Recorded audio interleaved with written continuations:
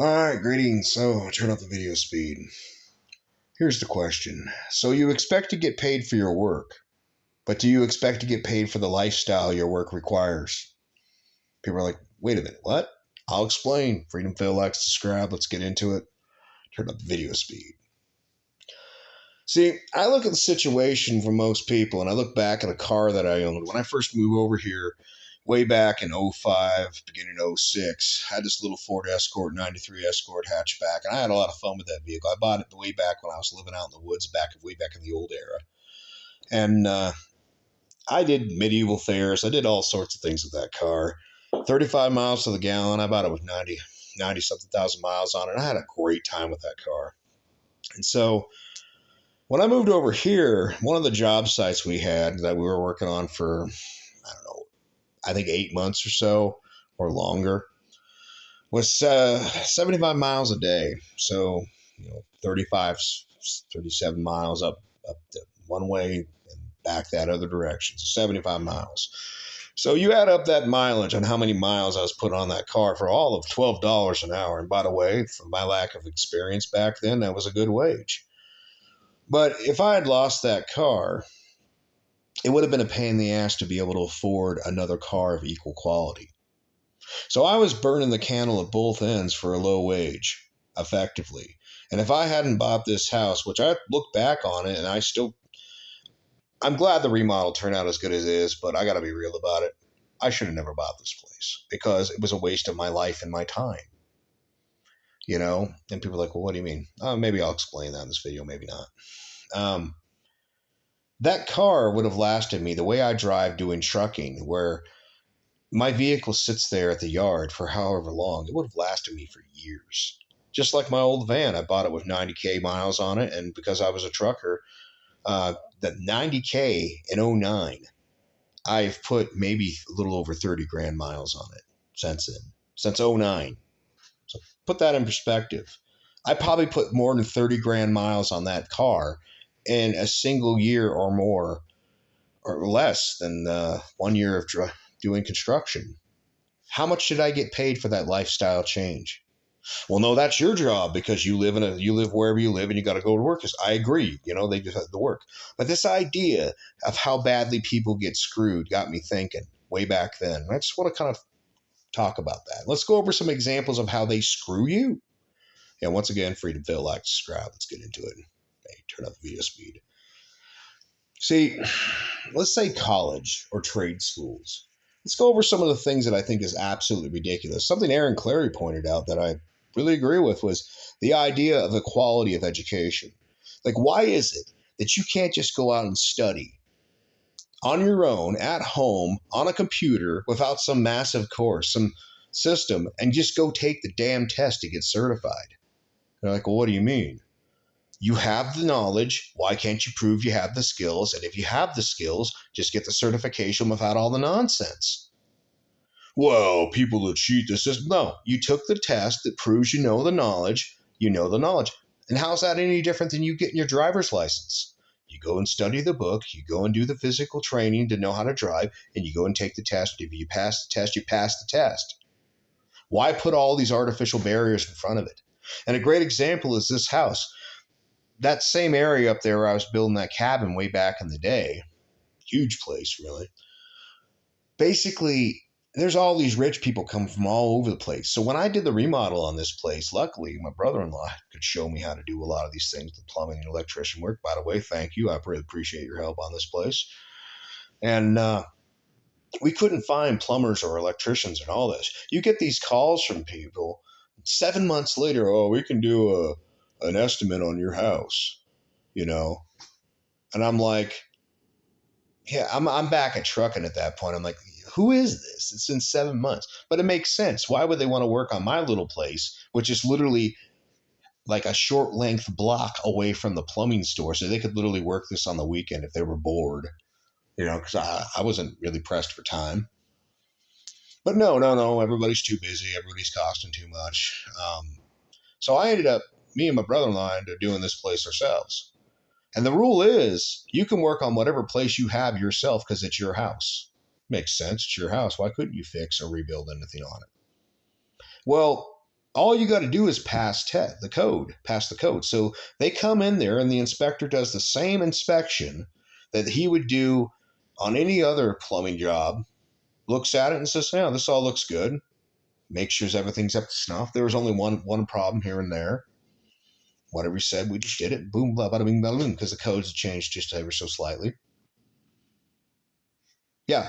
So I can do this at home, but let's just say I want to go do plumbing on someone else's house. Well, no, no, no. You're not a certified plumber. Even though I can do my certified plumbing on my own damn house. Does you see how that doesn't make sense? They put this artificial barrier in front of you. And so if you think, okay, you got to be certified. So why not the people that have the skills and the training, they can just go take the goddamn test and get on with their life. They don't have to be someone else's toady or lackey, like 2 years in the paperwork type of school, and then 2 or more years being someone's toady or lackey so you can become certified. And I'm not trying to attack the plumbing industry, but I got to be real about it. There is no shortage of job necessity. We have a lot of people that need houses built, a lot of things that need to be rebuilt. We don't have enough people to do it. We have a protected guild style system, just like with the higher education. We make it hard for people to get a higher education. We make it overpriced. We make it to the point where you either take out student loans for X amount of years, or you basically have to join the military to get some of it paid for. Now, some people might say, well, you can do a lot of this online. Very true. That's better. Everything you can do online cheaper from home is the better way to do it. But why not make it, if we're talking about a better America and all that crap, why don't we actually make it to where you could be anywhere in the country and learn whatever skills you could learn on your own? Some things you'll have to go into the physical building to do. But no, we put these artificial barriers because it's a business. So when people talk about, the industrial military industrial complex, do we have that same conversation about education? No, no, no, we don't. And what we say is, well, we can't put a price on education. Well, I think if you look at what people owe in student loans, I'd say it's a little different. And also, by the way, what they charge for K through 12, that shit's not free. Look at how much it costs per state, per student. So we put these artificial barriers in front of you, which slows you down, taxes you, and how much are they paying you for you to have to deal with that? Oh, it's your job to pay them. And so that's money you're not getting paid yourself because you have to put it out. Now we get to the job part. And this is part of the reason I do trucking. No rent, no utilities, low barrier of entry to get into it, and it pays anywhere from 80 to 100K as a company driver.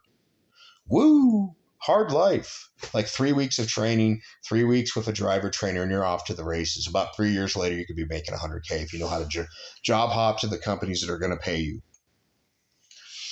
Got insurance and all that, and profit share and matching and all that shit. It's great. So then we get to the whole, like, you with your normal life and your normal housing. What I realized ages ago in trucking is I could just live in the truck. So when they're telling me over on this side of the state, well, we can only afford to pay you this much over here, and plus the cost of living's less here. Well, the cost of living used to be less here. It's also a lot more now than it used to be. So you're only going to pay me what you think you can get away with paying me. If I move to the other side of the state, people will go, well, yeah, but the cost of living over there. I live in the truck, so I'm not affected by this, but you are. So you go to the other side of the state, the housing's probably triple what it is here for the same damn house. Like, think about that. Like, at least double, probably triple for the same damn house. And you're just supposed to eat that cost. I saw this on a documentary where they were talking about dual income earners, dinks, people without children that have two incomes.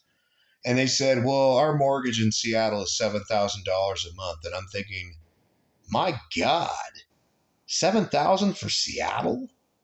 I mean, I understand it was always expensive, but let me tell you something that's kind of funny. I own a place outside of, out on the Hoods Canal, and I've said it before, and my taxes on that place are $500 a year and $200 for HOA, and I got private access to a boat ramp, a beach full of, we plant our own clams, naturally occurring oysters. We got our own well punched. If you want to punch a well, you can just go to the community well and fill up your water jugs. 50 gallons a day, that's more than enough. So you're looking at that and you're like, so let me see if I got this straight. I pay $60 a month and you're paying $7,000. So how much are they getting paid for that lifestyle? To be forced into that lifestyle? Well, ain't shit. go back to commuting. So you think you're going to save money by, commuting to work and back? I did the numbers before, and you figure a lot of people these days with their cars and the interest loans and all that are paying about $1,000 a month. That's normal now, which is insane. $1,000 a month for a car. And then your insurance, because it's a new car, costs more because it costs more to fix a new car. So I remember having this. I was thinking about getting a Toyota Prius back in the day, but the insurance actually costs more than I'll spend on gas, way more than I'll spend on gas for my old 1980s van. So I'd like to get that 55, 60 miles to the gallon. That'd be cool. Be a little ninja mobile. Maybe someday I'll do it when I really just want to go crazy and just be like fucking all over the place, like all the places I didn't go when I was trucking, you know. But at that insurance rate, that insurance costs more. It's cost prohibitive. Where the older vehicle is still a better deal, especially when you do the mathematics on how many gallons of gas you could buy for the cost of the vehicle you're buying. So an old vehicle gets this, new vehicle gets like, maybe 6 more miles to the gallon, but it costs, like $50,000, $60,000. I think the Prius is only like about 30,000 miles, $30,000. But you start adding that up, that commuting, and you add up that $1,000 car payment, plus then you figure in if you're making at least $25 an hour, and if you're working in the city, you better be making more than that. $25 an hour times 2 hours a day. And even if your commute's only a half an hour, you better allot a whole hour to it just in case there's a traffic jam. So you give up 2 hours on each side of your day that you don't get paid for. So there's $50 a day. Add that up over the course of the year. You got about, between the car payments, the insurance, and the gas and that, probably $25,000 to $27,000 a year that you didn't get paid for that lifestyle. So you can go to work. And think about that for a second. That's how much more your house either cost or your boss didn't pay you. You don't have to be a genius to figure out how this lifestyle is literally ripping you off. And so, I don't know, man. I look at a lot of ways that people do things and I say, well, where am I supposed to get a cheap house? I've said it many times before. You can go to the Midwest, all over the country. Here, let me give you a pro tip. Just go on Google Maps, look up the name of a city. Don't look in the urban areas. Don't look at the major popular areas. Look at some of these small towns, and you will find houses for 30 to 50 to 80, 150 grand. You can get an Asmongold special for 50 grand. You could still find them all over the country. And here's the thing. If we were working from home, well, then you wouldn't need a nice new vehicle. If you're working from home, you wouldn't have to commute. So that 2 hours a day you were giving up, you suddenly get back. And this is part of the reason I recommend trucking, is because my commute is 5 feet from front to back, of sleeper berth to the front. And I'll drive 11 hours a day. I'll get as close to that 11 as I can. 14-hour day that you can, from me, clock on you in to 11 hours of driving. And you can actually extend it in different ways. That's a whole separate conversation. 70 hours a week. I burn out of 70 in 6 days. So the point of it is that this system is set up. You got this lifestyle between your education, your overpriced education, the years you were forced to give away. Like, imagine if you could have learned all that stuff when you were still in middle school. You're still in middle school and you already figured out how to be a plumber, electrician, or some guy that does coding or some type of technical thing. And you got certified. You could be, I don't want to say Sheldon Cooper, but you're like 12 years old and you're already ready for the race, man. You're already making money. And at that point, when you're living super cheap, say still living with your family, or you got a bachelor pod or something like that, you live super cheap, you end up taking that money, you invest it when you're young, compound interest starts making you money instead of the other way around. And so, yeah, just to close it up, I think it's the complete con job they've done on the average person in the world, not just America, most countries, of just, oh, well, you got to go to work. You got to drive, and that kind of joke I heard years ago, but kind of true. How much of the world is really built for cars and not people? That's one to think about. But I've said enough on this issue for now. It's Freedom Phil, obviously not getting any sleep because my dog waking me up earlier. I need to go out. I need to go out. I'm like, it's midnight, dude. Oh, man, it is cold. But anyways, I hope y'all have a great day. Always turn up the video speed. And, yeah, because, you could have watched this in half the time. Freedom Phil, y'all take it easy.